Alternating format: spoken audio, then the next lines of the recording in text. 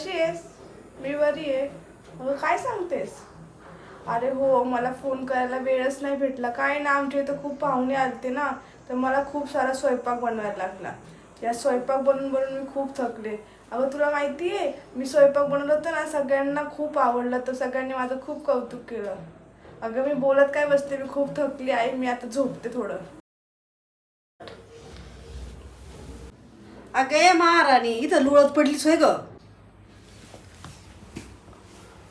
चार लोकांनी कौतुक काय केलं तर शेफारली पाहिजे लगेच. अहो सासूबाई, काय बोलताय तुम्ही? ते भांडे पडले ती का तुझ्या आई येऊन घासणार आहे का?